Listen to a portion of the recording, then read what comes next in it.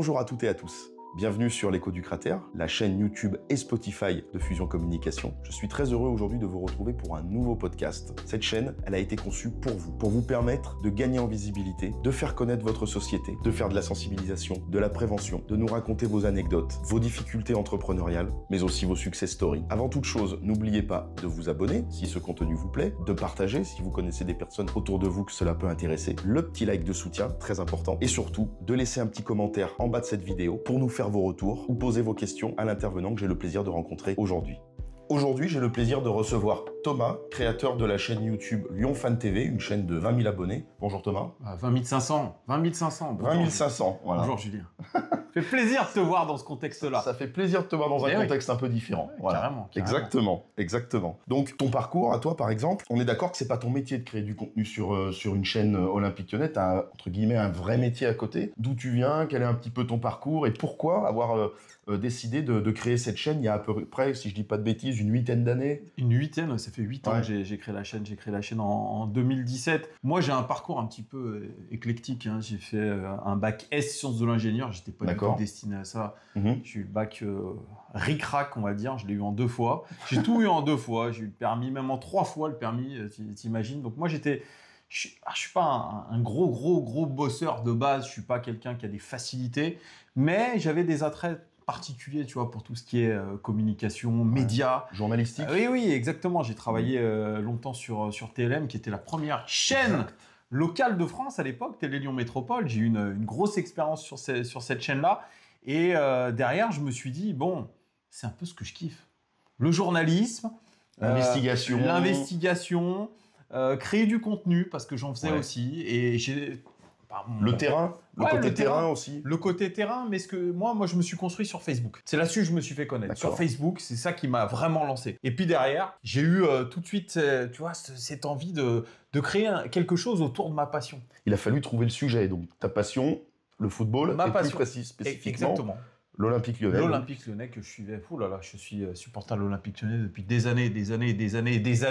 J'ai été supporter de cette OL des années 2000. Ouais. Et effectivement, je me suis inspiré en 2017, c'est l'année de naissance de mon fils, de ce qui se faisait un petit peu sur les médias anglais, les supporters anglais. Voilà, ma question c'est un peu ça, c'est quel est le déclic qui fait que tu t'es dit c'est pas mal ce que font en l'occurrence visiblement ces supporters anglais pour lancer peut-être cette chaîne-là avec ce thématique en t'inspirant peut-être même de thèmes qu'ils employaient. Exactement, c'est-à-dire bon, au début je tenais un blog sur Facebook où je faisais des analyses tactiques autour de l'Olympique Lyonnais. J'ai un pote qui est dans la communication, je le salue, qui s'appelle Benjamin, qui me dit je pense qu'il y a quelque chose à faire sur YouTube. C'est l'avenir. Et déjà, à l'époque, quand je travaillais sur TLM, on me disait, l'avenir, c'était en 2010. Hein. Ouais. L'avenir, c'est YouTube. La future télé, c'est YouTube. Voilà, c'était un petit peu les débuts, quelque part, vraiment du YouTube game, un petit peu, avec tous ces YouTubeurs qui commençaient à prendre. C'était les balbutiements. Ouais.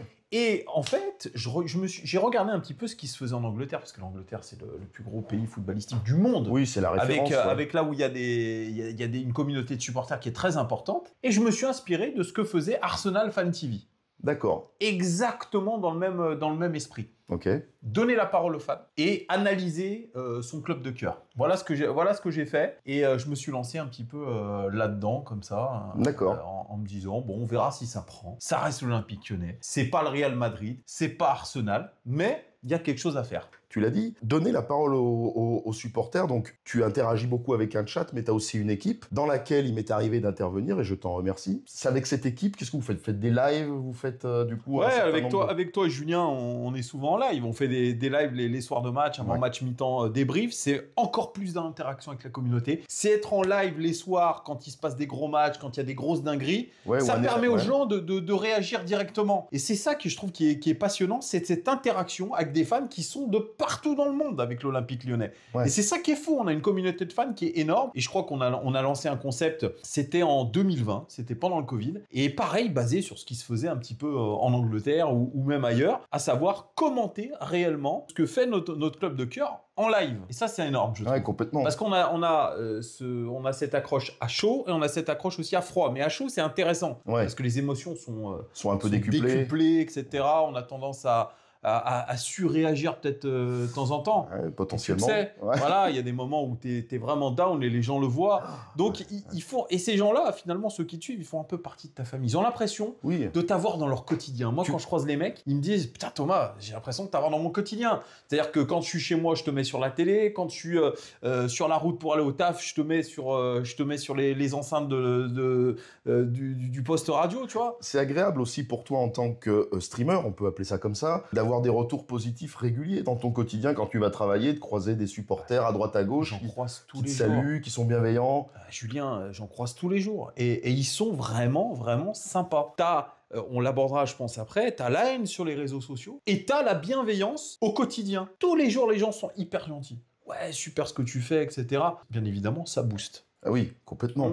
T'en parlais, donc, ce fameux club de cœur. Moi, j'ai quand même une question à te poser. Est-ce que toi, aujourd'hui, ça fait donc 8 ans que tu tiens cette chaîne, que tu fais un contenu régulier. Est-ce que tu as pu, en 8 ans, parvenir à obtenir des entrées dans les arcanes du club? Est-ce que tu as des contacts? Pourquoi pas une accréditation? On pourrait se demander si tu pourrais avoir une carte de presse. Peut-être que ton métier ne le permet pas, je sais pas. Quels sont tes obstacles que tu peux rencontrer par rapport à ça? Et si tu en rencontres? Alors, mon métier n'est pas journaliste. J'ai pas de carte de presse. Pour avoir une carte de presse, il faudrait que je démissionne de mon boulot, ce qui n'est pas possible. Oui. Et voilà, j'ai pas envie de me lancer. On va pas pousser à ça. La chaîne YouTube que j'ai, c'est une passion. La chaîne n'est pas sponsorisée, on est complètement indépendant. Et pour répondre à ta question, non, cette chaîne qui pourtant est assez énorme, entre guillemets, et attention, par rapport à la communauté OL. Par rapport à la communauté OL. Mais ça m'a pas donné lieu à des entrées au sein du club. D'accord. Jamais. J'ai failli avoir Jean-Michel Aulas en interview. Au dernier moment, ça s'est pas fait. J'ai eu des contacts avec John Textor directement. Pareil. J'aurais pu l'avoir en interview, je ne l'ai pas eu. Des anciens joueurs, on en a eu un petit peu sur la chaîne. Mais attention, je suis persona non grata à l'Olympique Lyonnais. Ça, c'est fou. Est-ce que tu sais pourquoi? Est-ce que tu as eu un retour par rapport à ça? Est-ce que ce sont peut-être ton engagement et tes propos qui les dérangent? Est-ce que c'est ta sincérité? Toi qui es sur la chaîne, on dit des choses. Je pense que quand un joueur n'est pas bon, on le dit. Quand une attitude n'est pas bonne, on le dit. Quand c'est bon, on le dit aussi. Mais on n'a jamais été insultant. Donc tu vois, moi, c'est des trucs qui me paraissent incroyables. Moi, je vais te dire, je pense que ma personnalité dérange. Et je vais le dire encore plus honnêtement ici, c'est un délit de sale gueule. Voilà. Je te le dis, c'est un délit de sale gueule. Il y a une forme de jalousie, peut-être à un moment donné. C'est dommage. C'est dommage parce qu'en plus, moi j'ai entendu dire que ce club se prétendait être de plus en plus proche du supporter. Au final, tu en es, on pourrait le dire, l'un des ambassadeurs majeurs sur Lyon. Parce que on sait qu'il y a eu d'autres chaînes qui ont été créées, mais ces youtubeurs-là ne sont pas spécialement sur Lyon. Toi, tu es le visage lyonnais de ces chaînes, en quelque sorte, puisque tu vis à Lyon, intramuros, que tu peux aller régulièrement filmer des entraînements et autres, j'imagine. C'est un petit peu dommage, peut-être regrettable, on peut dire. Ouais, c'est regrettable. T'aurais aimé peut-être avoir tes interviews? D'un côté, je me dis que pour la chaîne, ça peut être top d'avoir des entrées au club, de pouvoir interviewer tel joueur, de pouvoir avoir des coulisses, etc. Et d'un autre côté, je me dis, si vraiment on avait un pied dans le club, on essaierait de nous faire passer des messages. On pourrait pas tout dire. On pourrait pas tout dire. Et on serait obligé de remercier un tel, de caresser peut-être certains dans le sens du poil. Et certaines chaînes YouTube, on l'a bien vu avec des gros streamers qui ont leurs entrées au club. À un moment donné, ils ont caressé pas mal le staff, pas mal l'exécutif dans le sens du poil. Moi, ce qui est intéressant sur cette chaîne, tu veux rester libre de t'exprimer comme tu le sens. On est libre. Donc, que je sois une persona non grata, au final, franchement, je vais te dire, tant mieux. Parce que quand tu es persona non grata, tu déranges un petit peu. Et c'est ce côté un petit peu disruptif que j'aime. Franchement, je te le dis, j'ai toujours aimé un peu ce côté disruptif. J'aime bien un peu ce côté paria. Bien sûr, il y a des dérives. Tant que ça ne t'attire pas des ennuis, évidemment. J'en ai eu, on en parlera. Certainement. Mais effectivement, moi, j'aime bien ce rôle de paria au final. Tu vois, c'est quoi, ça me fait plaisir et c'est ça qui me pousse aussi à continuer. J'ai toujours aimé un peu, tu vois, être marginal, d'être à la marge de tout ça. Un peu comme un certain Ryan Cherky, que régulièrement tu nommes le marginal. Le marginal ou le punk. Ce qui pour moi n'est pas négatif. Voilà, est plutôt un compliment venant de toi. C'est plutôt un bien compliment, exactement. Quelqu'un qui n'est pas dans le mainstream. Exactement. Voilà, D'accord. Et alors, moi j'ai une petite question encore. Le supportariat, tu l'as dit, dans les années 2000, et puis aujourd'hui il n'a cessé d'évoluer. Le supportariat au sens large, on a vu pas mal de dérives dans des stades régulièrement, pas qu'à Lyon, partout. Mais quel regard aujourd'hui, toi, tu portes sur l'évolution des supporters et leur expression, notamment grâce à des médias indépendants comme le tien, par exemple? Je trouve que c'est top. Je trouve que c'est top, c'est qu'aujourd'hui, il faut utiliser ce qu'on a dans nos temps modernes en 2025, c'est savoir une grosse puissance des réseaux sociaux. Et aujourd'hui, effectivement, n'importe quel supporter peut s'exprimer à sa voix.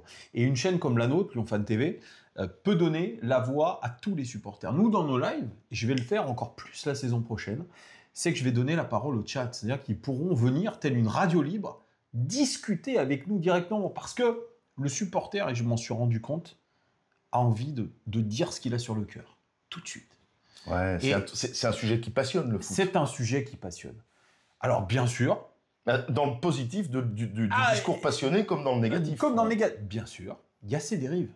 Il y a ces dérives dans ça de donner la parole à n'importe qui.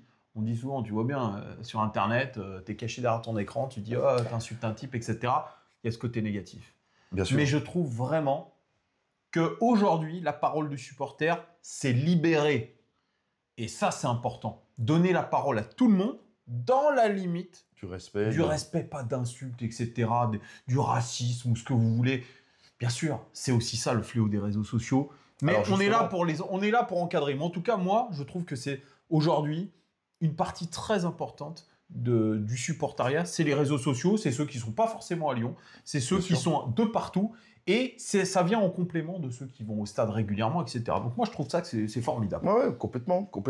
Et alors justement, pour rebondir sur ce que tu disais, on a vu les aspects positifs. L'aspect un peu plus obscur, l'aspect sombre, alors sur YouTube, mais sur l'ensemble des réseaux, X en est l'un des parfaits ambassadeurs, à mon sens. Tu voulais notamment qu'on fasse de la sensibilisation par rapport au harcèlement. Toi, tu l'as subi, vraisemblablement, tu l'as connu, tu n'es pas le seul, bien sûr, il y a des gens qui peuvent même aller très loin du fait du harcèlement sur les réseaux sociaux. As-tu déjà subi des menaces, comment se manifestaient-elles et quel serait ton message par rapport à ça, en fait? Alors le problème, c'est quand tu es exposé sur les réseaux sociaux, que ce soit, peu importe, que ce soit sur X, que ce soit sur YouTube, que tu aies une chaîne qui ait du succès, ça attire des jalousies. Tu crées des parts de marché, donc ce qui veut dire que tu en enlèves à certains autres. Et donc tout ça mêlé fait que on va essayer de te nuire. Tu parlais d'entrer dans le club tout à l'heure. Non, je n'ai pas d'entrée dans le club. On me tient à l'écart volontairement.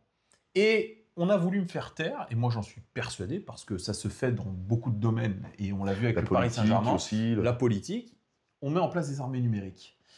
On cherche à te décrédibiliser, te menacer, t'intimider, pour que tu arrêtes ta chaîne. Moi, j'ai eu des menaces de mort. J'en ai eu plusieurs fois. Et c'est très très dur à gérer. Bien sûr. Je te le dis, je te mens pas, ça touche personnellement. On m'a menacé de mort, on a révélé mon trajet domicile-travail. On rappelle que Thomas a un enfant aussi. Voilà. Hein. Donc ça menaçait directement moi, ma famille et... ton intégrité. Et mon intégrité. Et vous savez, sur les réseaux sociaux, c'est un effet boule de neige, surtout sur X. Et tout dans l'anonymat. C'est-à-dire vraiment, c'est une chasse à l'homme. J'ai eu des montages avec moi, comme Wanted, on réclame une somme d'argent mort ou vif, quoi. Donc c'est extrêmement grave. Et je pense que beaucoup le subissent au quotidien. On a vu des cas même on ne peut pas trop dire les termes, mais... de suicide. Il y en a qui se sont suicidés. Il y a un supporter récent qui s'appelle Mehdi, qui s'est suicidé à cause du harcèlement sur les réseaux. C'est très grave. Donc moi, j'ai décidé... Chaque fois que je serai menacé, ça sera tout de suite une plainte. T'as raison. Point. Alors c'est des plaintes contre X, évidemment. Voilà, exactement. Mais tu sais, si on veut faire le travail comme il faut, je pense qu'on peut retrouver les personnes qui menacent, les personnes qui sont violentes anonymement, on peut les retrouver parce qu'il n'y a pas d'impunité sur les réseaux sociaux. On ne doit pas aller dans ce sens-là. Et moi, je le dis, protégez-vous, vraiment. Sachez que ceux qui veulent faire du stream ou qui veulent se lancer sur les réseaux sociaux, c'est dangereux. C'est dangereux, je vous le dis. Il faut avoir une sacrée carapace. Et même quand tu l'as, ta carapace, je peux vous dire que quand vous subissez les réseaux et la violence des réseaux, attention, ça fait très mal. Oui, bien sûr. Parce que bon, tu as été donc menacé par des supporters cachés sur X, grosso modo. Ou sur la chaîne directement. Ou sur la chaîne directement. Mais aussi peut-être dans la vraie vie. Est-ce que t'es déjà arrivé de tomber sur un joueur un petit peu parce que mine de rien tu es suivi et connu, bien que tu sois, comme tu le disais, un paria. Est-ce que tu es tombé sur un joueur, ou pourquoi pas des agents de joueurs, qui à un moment donné se sont montrés menaçants avec toi? Ou t'ont alerté? Ouais, ça m'est arrivé, j'en ai parlé un petit peu dans certaines de mes vidéos. Effectivement, quand tu t'exposes, il faut bien savoir que quand tu critiques un joueur, attention, critique par rapport à une performance sportive, ouais. N'insulte pas. Et ça, vous pourrez revoir toutes nos vidéos. On n'insulte pas sur nos vidéos. on essaye d'être le plus objectif possible avec des arguments. Et ça m'est arrivé, oui, effectivement. Il y a 2 ans de ça, j'avais été au stage de pré-saison de l'Olympique Lyonnais à Divonne-les-Bains, et Laurent Blanc m'avait reconnu en me disant croyez pas qu'on vous regarde pas. Et en gros, il avait un ton un petit peu menaçant, péremptoire, agressif, parce que je l'avais critiqué sur sa manière de faire, sur sa façon de jouer, etc., que ça ne lui avait pas plu, que ça lui était remonté aux oreilles, et que... Il te l'a fait savoir. Voilà, il me l'a fait savoir, et il a été très très véhément, et on a failli même me dégager d'ailleurs du centre d'entraînement de Divonne-les-Bains. Manu Militari. Ouais. Manu Militari. J'ai eu aussi malheureusement un joueur de l'Olympique Lyonnais aujourd'hui qui s'est en allé. Pareil, premier jour de la saison, c'était il y a 2-3 ans. Il s'arrête, il baisse la vitre, il me dit on se connaît toi, non? On se connaît toi et moi. Je dis bah ouais, je suis créateur de contenu, j'ai la chaîne Lyon Fan TV. Il me dit tu parles bien des joueurs sur ta chaîne? Je lui dis bah on essaye d'être le plus objectif possible. Et là, il m'a dit, attention, la prochaine fois que tu parles mal d'un joueur, de moi, etc., je vais te... Je ne vais pas dire l'expression, mais une menace. J'étais obligé de lui dire, oh, calme-toi, on n'a jamais parlé en mal comme ça, on t'a jamais insulté, etc. Et il a continué à être un petit peu véhément. Ça s'est arrêté là. Mais voilà. Et dernière chose, dans un club du 6e arrondissement de Lyon, j'ai été pris à partie, violemment, par un grand... Tu dis violemment, c'est qu'il en est venu aux mains, donc peut-être pas quand même. Il voulait en venir aux mains avec moi parce que, soi-disant, je parlais mal de son joueur. C'était un agent de joueur qui est un gros agent du foot français qui a dans sa, je sais pas comment on peut dire, dans sa galaxie, un des plus grands joueurs du football français. Ah ouais. Oui, tout à fait. Et certains joueurs de l'Olympique Lyonnais. Et donc, parce que j'avais mal parlé de son joueur, soi-disant, dans des vidéos, eh bien, il voulait en venir aux mains avec moi. Il m'avait même dit que des équipes me cherchaient pour me mettre des mandales. Oui, des équipes qui me cherchaient pour me mettre une mandale. Alors, comme ça. on pourrait parler pratiquement de process mafieux. C'est dommage. Mais je le dis, le monde du football, Julien, le monde du football, c'est un monde de voyous. On le sait. Ouais, je le dis régulièrement. Il y a sa part d'ombre. Ah bien sûr, c'est un monde où il y a beaucoup d'argent, on ne sait pas de l'argent d'où il vient, etc. Bien sûr. Et forcément, quand tu t'attaques un joueur, même sportivement, eh bien, c'est dangereux. Attention à ce qu'on dit sur les réseaux. Dès qu'on se montre, on s'expose. Ouais. Donc, je sais que moi, ce que je fais, même à mon petit niveau, c'est dangereux. Ouais, Ah, mais je te dis pas que j'ai pas eu peur. Hein. Ce jour-là, j'ai été obligé de platement m'excuser d'un truc que je n'avais pas fait. Bien sûr, pour éviter tout problème. Bien sûr, j'allais pas lui dire ah ouais, comment ça se passe? Non, sûrement pas. Non, tu vois ce que je veux dire. Là, il faut faire la profil bas et tu dis voilà, c'est bon. Non, il faut pas risquer non plus des choses insensées, mais ça fait partie du risque. Bien sûr, on en parlait. Au départ, tu étais l'un des seuls à avoir créé ta chaîne Olympique Lyonnais. Je suis pionnier, ouais. Ça, j'aime le dire. Je me la raconte un petit peu, mais je suis pionnier sur le YouTube Game lyonnais. Aujourd'hui, le YouTube Game au sens large s'est développé. On a plein de chaînes diverses et variées, pas que sur le foot, qui se multiplient. Même des supporters d'autres clubs qui ont des fois 2, 3, 4 chaînes d'intervenants. À Lyon, tu pourrais noter à peu près combien de chaînes qui se sont créées depuis que, entre gros guillemets, tu as lancé cette mouvance, on peut dire, on pourrait presque le dire. Aujourd'hui, il y a une vingtaine de chaînes sur l'Olympique Lyonnais qui font plus ou moins le même boulot. Ouais. Qui disent plus ou moins la même chose. Tu as tous ceux qui sont sur TikTok, tu as tous ceux qui sont sur Instagram, tu as tous ceux qui sont sur X. Bref, aujourd'hui, l'Olympique Lyonnais et je dirais le YouTube Game, ça intéresse du monde parce que je pense en termes d'ego, ça fait kiffer. Ouais, tu vas pouvoir parler comme un journaliste, ta voix va être écoutée, etc. Oui, parce que vous avez un impact, tu le disais toi-même, à votre petite échelle bien sûr, mais les uns et les autres, mais quelque part on vous écoute. On nous écoute, chacun a son audience et puis...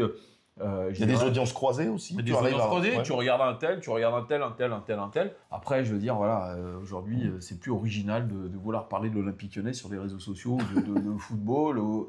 Voilà, ça pouvait être original en 2017 quand j'ai lancé la chaîne. Désormais, je vais te dire, voilà, c'est pour moi. C'est devenu presque une banalité. Moi, j'écoute pas J'écoute pas toutes les chaînes, j'écoute un peu de temps en temps une brime, mais voilà, je m'intéresse à d'autres choses, les bagnoles, d'autres sports, plein d'autres choses, tu vois ce que je veux dire. Je regarde, quand je regarde YouTube, je regarde pas que l'Olympique Lyonnais, qu'est-ce qui se dit sur l'OL, etc. Non. Ouais. Voilà, tu vois, tu aimes ton club, mais pas jusqu'à aller farfouiner le moindre article de presse. Oh là là, non, puis même, écoutez ce que disent les autres, machin, on me le répète ce que disent les autres. Donc voilà, je veux dire, je fais pas non plus que ça commenter toute la journée sur X, ce qui va se passer, machin. Non, j'ai d'autres centres d'intérêt. Oui, c'est bien, c'est mieux. Après, ma passion numéro 1, c'est le foot. Ah, le foot au sens donc assez large finalement quoi. L'OL, ouais, je regarde un peu. Beaucoup, la première ligue. Dès qu'il y a du foot, je regarde. C'est ma passion numéro 1. D'accord. Voilà. Bah, c'est une bien belle passion. Et oui, c'est la part lumineuse du foot, voilà. On parlait de la part d'ombre. Il y a les deux. Il y a le côté passionnel que ça génère. Tu le sais, Julien. Mais bon, il y a aussi le fait que c'est quand même l'un des sports qui, d'un point de vue populaire, probablement déchaîne le plus de passion autour de la planète. Et il n'y a rien de mieux que le football en termes de sensations. Et alors justement, on en revient à du football. Un petit mot quand même sur l'Olympique Lyonnais. Pour toi, actuellement, donc ça donne quoi? Si tu devais nous donner un petit peu, par exemple, 3 matchs marquants pour toi dans les années qui sont passées, c'est une question un peu difficile, ou tout simplement l'actualité aujourd'hui, début août, de l'Olympique Lyonnais. Un match marquant tout de suite, là je vais te le dire, et je l'ai toujours en train de la gorge, c'est l'élimination contre Manchester United. Ah, donc très récemment alors. Non, c'est un match marquant, mais dans le mauvais sens du terme. Ça, c'est quelque chose qui me restera là, et je le dis, même en parlant aujourd'hui, quelques mois plus tard. C'est un truc qui restera éternellement. Voilà, c'est un match qui m'a marqué. Voilà. Pareil, j'aime bien dans le côté un petit peu récent des choses. Je dirais ce match contre Brest à domicile, me semble-t-il, avec ce penalty d'Enslem Nice qui nous donne la victoire, mais une victoire inespérée. Donc ça, c'est l'année où Lyon a fait cette fameuse remontée remontada, je dirais. Et puis match marquant. Il y a le match du titre, le premier titre de 2002 face à Lens, le Lyon-Lens, qui est une vraie finale. T'as ce 3-0 où j'étais au stade à Gerland contre le Bayern Munich. T'as cette qualification aussi en demi-finale de Ligue des Champions dans ce Final Four face à Manchester City. Un petit derby par-ci par-là. T'as le derby, t'as le derby à Geoffroy Guichard avec Fekir qui fait ça. Il y en a plein. On en a vécu ensemble, je crois que c'était contre Montpellier, ce retournement de situation, on l'a commenté ensemble. Ça devenait presque, d'ailleurs, c'est ce qui a lancé cette espèce d'ADN l'année suivante où on remontait régulièrement les scores après être mené 3-0. Et c'était fou, On a vécu des trucs de malades mentaux. Et on a vécu des peines incroyables. Et je te dis, moi, celui qui me marque le plus dans le sens négatif, bizarrement, c'est comme ça. Dans un passé très récent, c'était cette élimination face à United. C'est inadmissible, je te le dis encore. On a été dégueulasse et sincèrement ça restera pendant des dizaines et des dizaines d'années. Ça peut les marquer. Je te le dis. Est-ce que ça peut les marquer à la manière du PSG contre le Barça qui pendant des années avait ce chat noir en Ligue des Champions parce qu'on dit que ça les avait traumatisés sur plusieurs années avant qu'ils arrivent à switcher, à virer tous les mecs de cette remontada. On verra. On verra si on va un petit peu loin en Europa League. On verra si les vieux démons sont là. On verra en Coupe de France. Ça peut être intéressant. Moi je dis que là on fait cette interview en fin de pré-saison. La pré-saison est bonne. C'est ce que j'ai dit dans mes vidéos. La pré-saison est plutôt bonne. Le recrutement paraît cohérent par rapport à nos moyens. Ah oui, alors, on parlait de l'actualité du club. Ça a été le grand feuilleton de cet été, donc été 2025. Ça a été le grand feuilleton. Ah, on a failli tomber en Ligue 2. Oui, alors, est-ce que toi, et en pensant, entre guillemets, de manière égoïste à ta passion, à ton bébé, on pourrait dire, est-ce que à un moment donné, sincèrement, est-ce que tu as eu peur? Est-ce que tu t'es dit, qu'est-ce que je vais dire? Qu'est-ce qu'on va faire? Je vais pas te mentir, je vais pas faire le mec qui croyait pas. On a commenté tous ensemble sur la chaîne le moment où première instance de la décision de la DNCG, c'était l'Olympique Lyonnais en Ligue 2. Et là, on s'est dit, aïe, avec Textor, cet escroc, on s'est dit, on est mort. Et au final... Il s'est barré.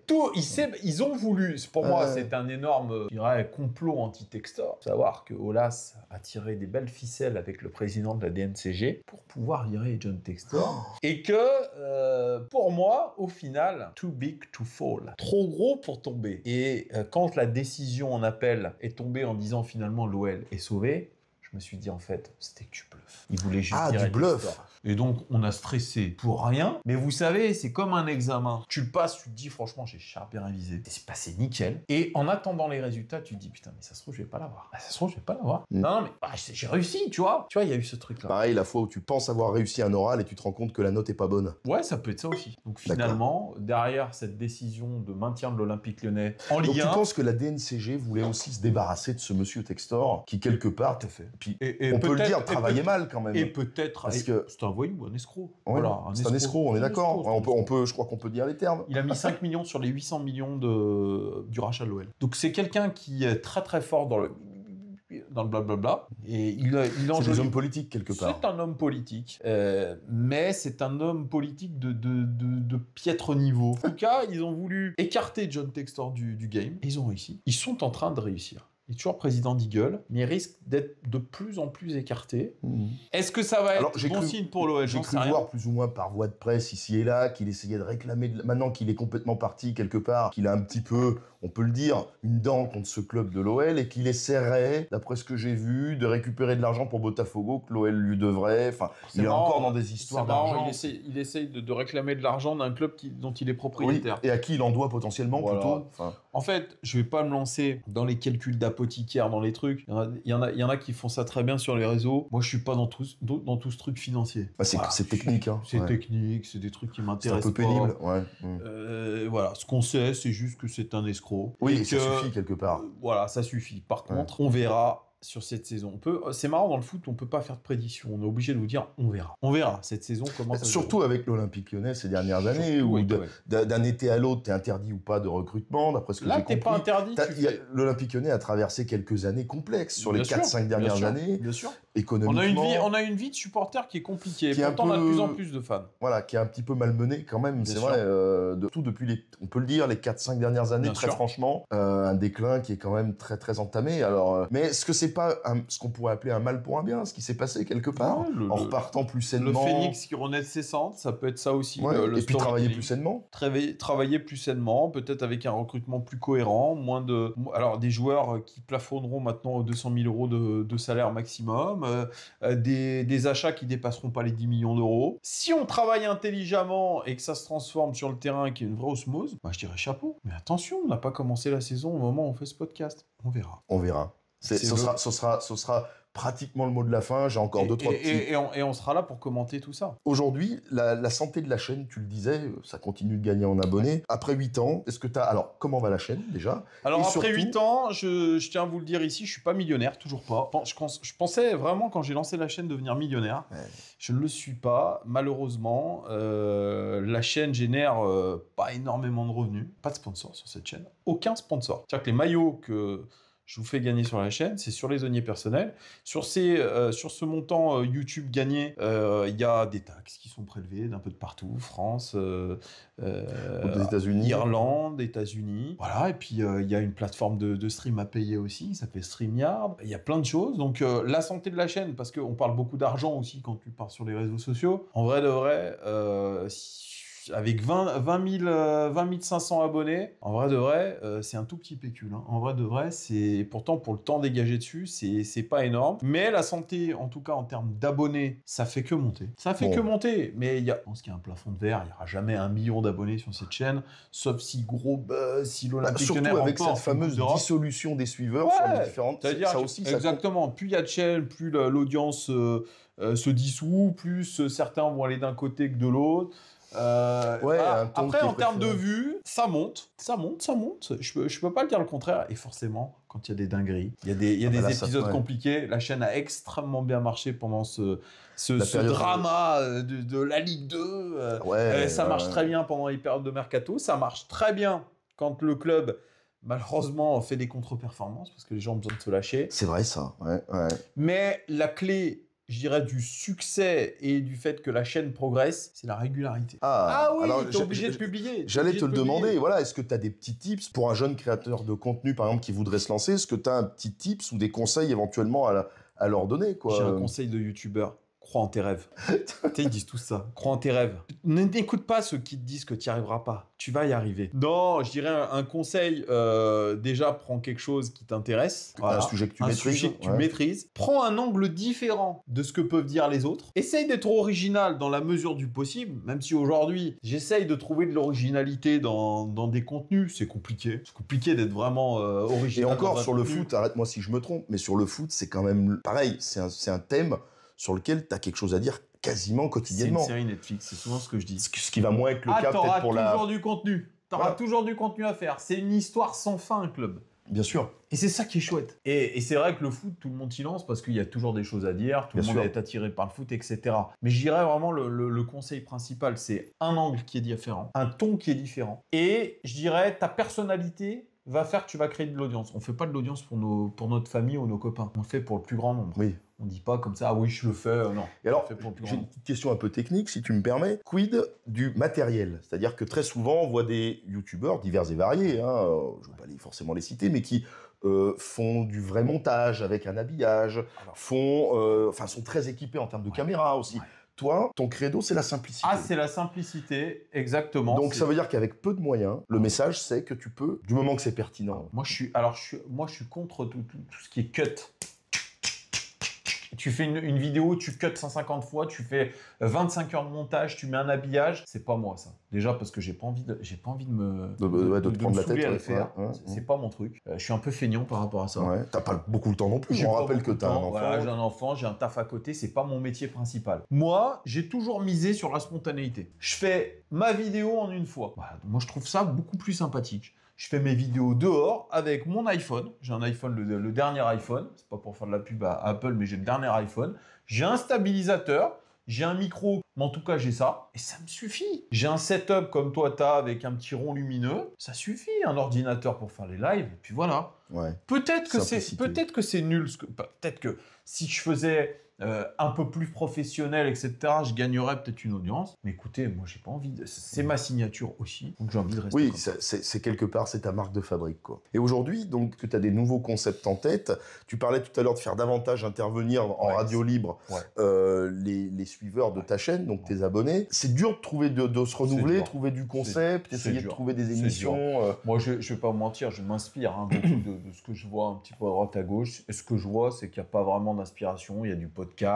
Ce qui serait bien, mais j'ai pas le temps non plus de le faire, ça serait de faire du micro-trot devant le stade les soirs de match. Il faut du temps pour ça. Il faut du temps. Je pense qu'il n'y a pas vraiment de choses novatrices dans ce domaine-là. Je suis désolé, voilà, il faut pour trouver un concept de, je sais pas, peut-être faire des jeux à thème. Non, j'ai envie de rester un petit peu dans cette même idée. Voilà, après si quelqu'un me propose un contenu un petit peu différent, pourquoi pas, je suis ouvert à toute proposition, mais pour l'instant, je pense qu'on va rester sur ce même format. D'accord. Ou ces mêmes formats sur la chaîne. Eh ben Thomas, merci pour ton temps, merci de nous avoir accordé cette interview à l'écho du cratère. Vous pouvez vous abonner si vous aimez l'OL et si vous aimez ce personnage, vous pouvez vous abonner. Et ce personnage aussi. Là, c'est l'écho du cratère, n'hésitez surtout pas aussi à nous suivre. Vous pouvez lui mettre en dessous de cette vidéo, en commentaire, vos avis, vos questions, si vous voulez lui poser des questions. Je suis sûr qu'il prendra le temps de vous répondre avec grand plaisir. Thomas, il me reste à te remercier et à te souhaiter le meilleur pour la chaîne, à l'avenir. Ouais, espérons que ça continue comme ça et que l'OL fasse une très très belle saison. En tout cas, merci Julien, c'était vraiment tout cool. C'est ma première interview, les amis. Voilà. Comme ça. T'as pas pu en avoir avec Bartruzza, t'as pas pu en avoir avec... Ah ouais, t'en as une avec Julien de l'écho du cratère. Fusion de communication, n'hésitez pas à aller dessus, c'est un artiste de grand talent. C'est lui qui fait tout l'habillage de la chaîne, toute la direction artistique de Lyon Fan TV. C'est lui. On essaye effectivement et avec grand plaisir d'ailleurs depuis maintenant plus de 5 ans. Ouais, plus de 5 ans, voilà, les petites vignettes effectivement, les bannières, c'est lui. Modestement. C'est une équipe qui fonctionne. Voilà, c'est ce qu'il faut et on vous souhaite le meilleur. Ciao les gars. Et bien voilà, c'était un plaisir pour ce deuxième podcast de recevoir Thomas. N'oubliez pas, avant de quitter cette vidéo, le petit pouce de soutien, l'abonnement si ce contenu vous intéresse. Évidemment le partage si vous connaissez des gens que ça peut intéresser, pourquoi pas d'autres supporters lyonnais ou d'ailleurs. Également, vous pouvez commenter, comme je vous le disais, sous cette vidéo pour poser vos questions à l'écho du cratère ou à Thomas de Lyon Fan TV qui vous répondra avec grand plaisir. Il me reste à vous remercier et à vous dire à très bientôt. Bye bye.